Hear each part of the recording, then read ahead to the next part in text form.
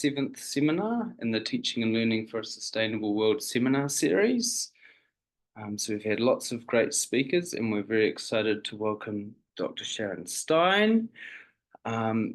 Before I just do a very brief intro, I will just open with the karakia.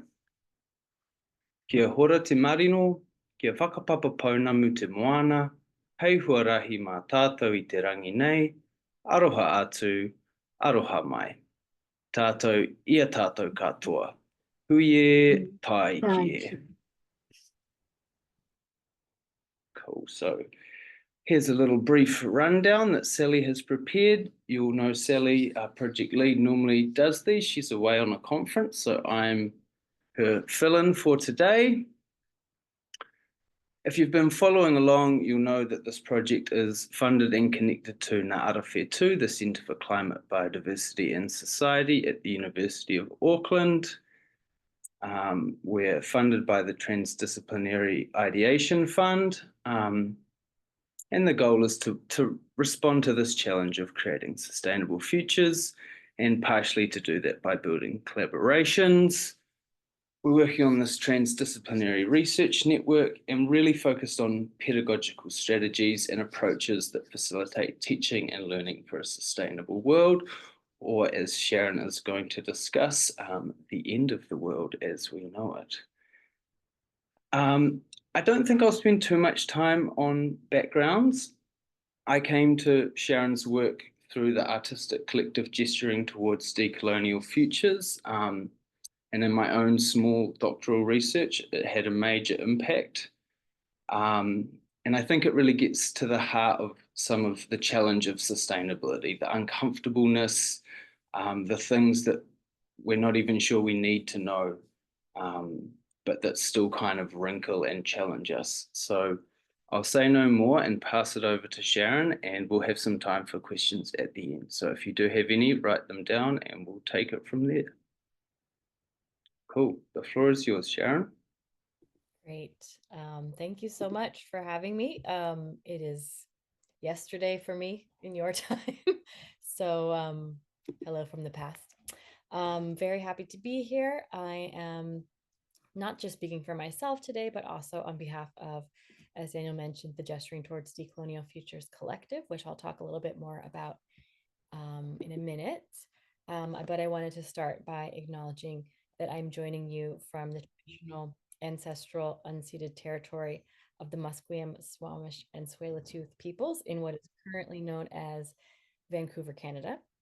I wanted to express my gratitude for the land itself, for all the labor it does to support life in this place, and express my support for the Indigenous peoples of this place, of the places where you all are gathered, to have their rights recognized, their lands returned to them, and their livelihoods restored. And I think it's also important to mention the other lands that go into making connections like this possible. All the minerals, for instance, that go into our computers that allow us to connect in this way are also part of the land that allows these things to happen. And we are accountable to those lands as well. So, and hopefully you'll see that this acknowledgement is not just a token, but actually this kind of consideration about our responsibilities to places and peoples is very much a concern of the Gesturing Towards Decolonial Futures Collective. So we are a transdisciplinary, transnational, and intergenerational collective of researchers, artists, educators, students, and Indigenous and Afro-descendant knowledge keepers.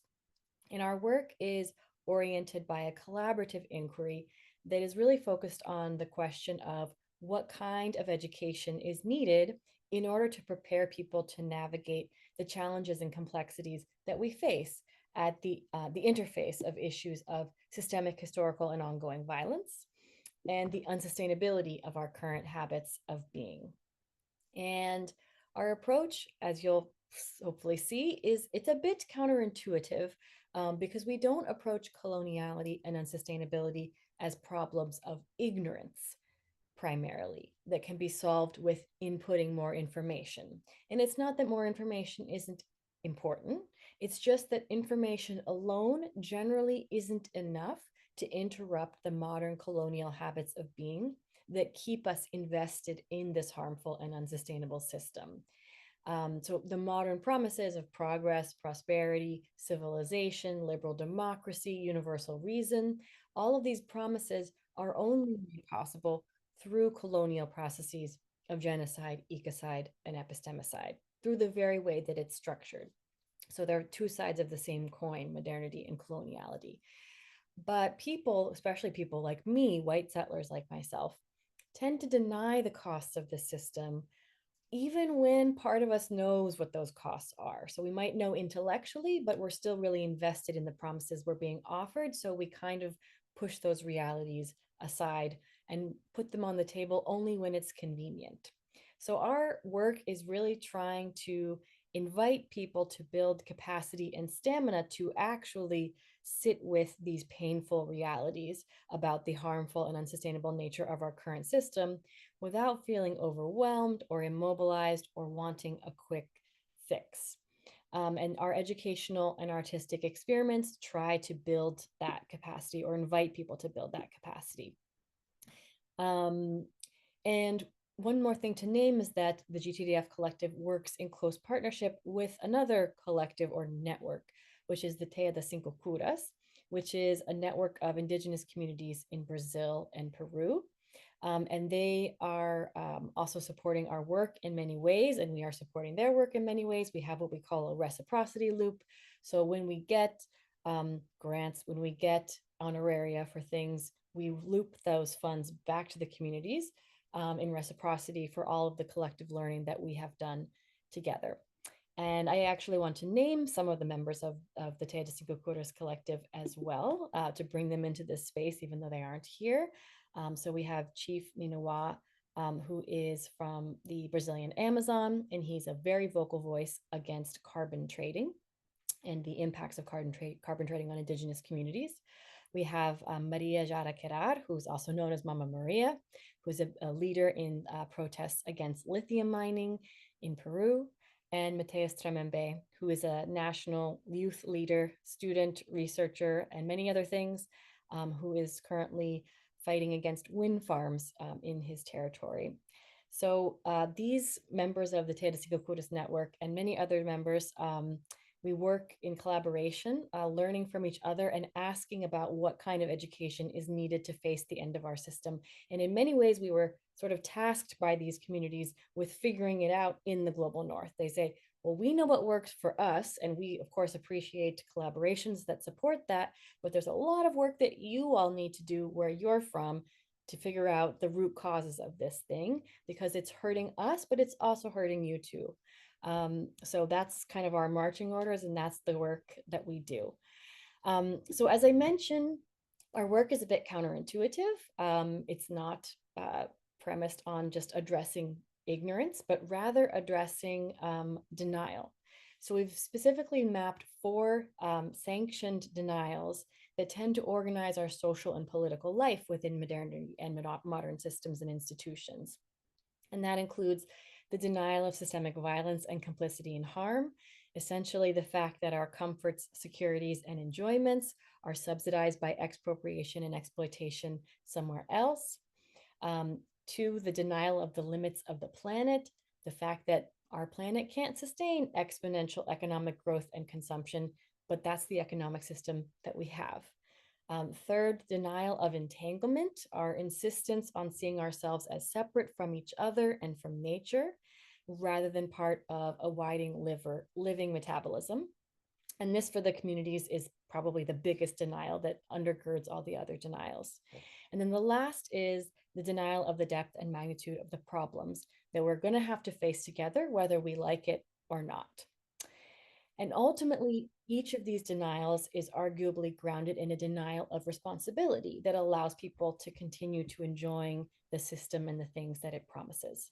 So if the primary barrier isn't ignorance, but rather denial, grounded in our investments in colonialism and its promises, then we need a very different kind of education than one that tries to convince people of something using our intellectual prowess as teachers and scholars, or different than also moralizing strategies that tries to say you're a bad person if you don't do this, or you'll be a good person if you do this. So we suggest instead that education for countering denials requires two parallel processes. One is unlearning what we've been cognitively, affectively, and relationally conditioned to think, feel, relate, hope, imagine, and desire. So interrupting all of those habits, and then learning to expand our stamina and capacity to confront our complicity in harm and to open up exiled capacities that we have, but that we're not aware that we have, that could allow us other ways of knowing, being, and relating. And all of this requires a long-term, non-linear process of unmaking ourselves and the world as we know it, or actually confronting the unmaking of the world as we know it, I think many of us would say, because it seems to be sort of crumbling around us. And because of this, we approach this work as an inquiry that's ongoing rather than a set of prescriptions about what we think people should be thinking, doing, or saying. We try to make space for people to grapple with these difficult truths without essentially falling apart or freaking out. So the current questions that are guiding GTDF's work are, what if you knew in our skin, flesh, and bones, not just in our heads, that major, wider social and ecological collapse is inevitably on the horizon, and then in 10 to 20 years or less, what is familiar today will no longer be viable? What if we could collectively respond from a cultural space of emotional serenity, relational maturity, intellectual discernment, and intergenerational and interspecies responsibility, which we call SMDR for short? What would you or we be doing or advocating for then if we knew this to be the case? And when children born today look back 30 years from now, what actions would they be grateful that we took?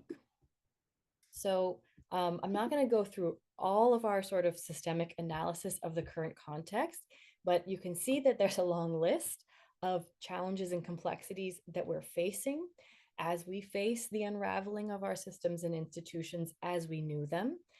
So, for instance, the cacophony of perspectives that we see. There's no kind of epistemic hegemony, certainly not the epistemic hegemony that we used to assume that we had. There's also increased political polarization.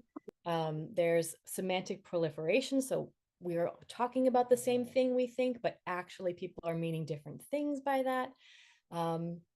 There's a lot of hyper consumption, often as a distraction from dealing with these complexities. A lack of capacity to process these complex emotions that come up when we're facing all of this, and so on. So you can see that the list is long, and this is certainly not a comprehensive list of the kinds of things that we're facing as we see the world around us, the social and ecological worlds around us shift and in many ways crumble. And one of the things that we notice in education is that people are often still in denial about these realities because they're scared that they won't be able to hold it all and that they will fall apart or want to run away. So what we have is a situation where there's all these layers of complexities and complicities and challenges that we're facing, and we're carrying them on our back, and it's not going well. So there's systemic challenges, historical challenges, intergenerational challenges, personal challenges, and we're clinging desperately to unstable certainties to try and find some semblance of a solid ground, but it's not working, right? So it works for a while, but then it becomes overwhelming. It's like when you're steaming something, right, and you keep the lid on too long and it starts to explode, right? You need to let the steam come out gradually. So that's what our work tries to do, is in a contained way allow spaces where people can actually face all of these complexities, put them in front of us so that we can be honest about where we're really at and start from there rather than where we wish we could be, right? So the theory of change that we work with is not linear. It's not dialectical or teleological or universalist. We're not saying we have a system to replace the current one. We're just saying it seems like the current one isn't working out too well. And we have a collective inquiry amongst ourselves and invite people to do their own inquiries about what then? What if this really isn't sustainable? What if this system is beyond reform? How do we hospice the system that we have? with integrity, learning from its mistakes so that we don't make those same mistakes again, and offer prenatal care. And notice I say prenatal care, not we're not the ones birthing it, right? It's beyond us. It's the earth doing its thing, not us humans, to what is being born.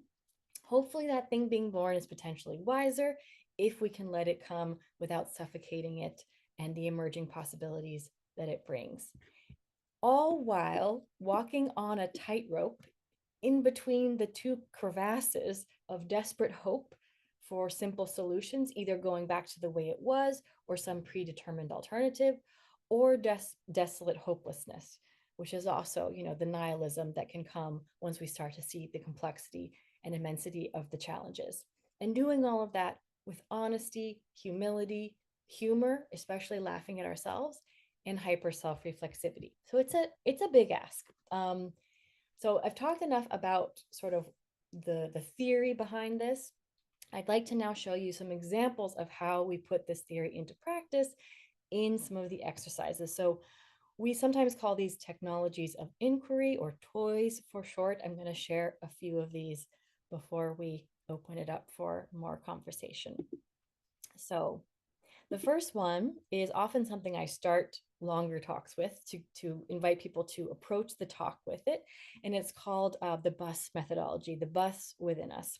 And essentially, the idea behind the bus is that if we can't hold the complexity within ourselves, then there's absolutely no way we're going to be able to hold the complexity of the world around us. And the theory of the bus is essentially working with a metaphor, although you can use another metaphor if it works for you, but the bus has worked out really well. That we're all individuals, but within us, we have a bus full of people, and maybe not just even people, also different creatures. And usually, the people at the front of the bus, we're pretty familiar with. We know who wants to come up and drive, who the usual drivers are, and we know them pretty well, what their strengths are, what their challenges are. Then there's some people in the middle of the bus that we're maybe a little bit less familiar with, but they come out every now and then, and usually we know what's going to bring them out. But there's also some folks the way back of the bus, usually things that we're repressing about ourselves, or memories or fears that we're repressing, that come out and we don't even know where they're coming from. We didn't realize that they were in there, right? Which is very different than the story that we're usually told, which is that we should be coherent beings, that we should have one way of thinking, one opinion, one emotional response, and that's all we want to share. But the bus metaphor invites us to look inward and diffract and see the layers of ourselves and how we're responding to things like these complex challenges that we're facing, so that we can see where our responses are coming from and where they might be leading, so that we can show up with that emotional stability to the challenges that we're facing. And so that we can put things on the table that might be uncomfortable. Sometimes, even if you're having a fight with someone, you could say, there's this person on my bus who wants to say this thing. And it shows a level of self-reflexivity. Like, I know this isn't the only narrative, but there's something really strong in me that feels like it needs to be said, which opens up very different kinds of conversations about these issues. So you can maybe check in with your own bus and see what's going on right now. Are you in response to what I presented so far, and in response to the other toys that I'm going to present? So the second example is called The House Modernity Built. And it synthesizes critiques from, critical race theory, indigenous studies, post-structuralist theory, but also the theory that is brought by the Te Cinco Curas community in how they understand the challenges that modernity, coloniality has created. So in the first panel, you can see this idea that the planet is actually taking up quite a lot of space. The house is taking up quite a lot of space on the finite planet. And that the basis of the house, remember I mentioned that for the communities, separation is the basis of the house. That separation first between humans and the rest of nature, which then creates the conditions for hierarchies between humans ourselves. And then this gives rise to the carrying walls of the nation state, which promises security and rights, but dispenses them extremely unevenly and at many people's expense. Of universal reason, this idea that there's one universal truth that everyone should follow, and usually this is perceived as European knowledge. And then, of course, the roof of global capital that promises prosperity and accumulation, but again, at significant expense to the planet and many peoples.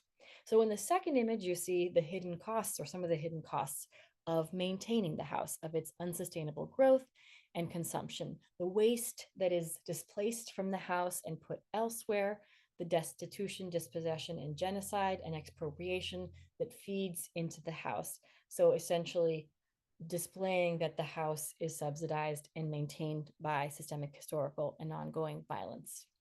In the third image, this was an image that the communities that we work with actually encourage us to add, which is that, yes, there's a global north and south in many of these dynamics, but also within the global north and south, there are different hierarchies.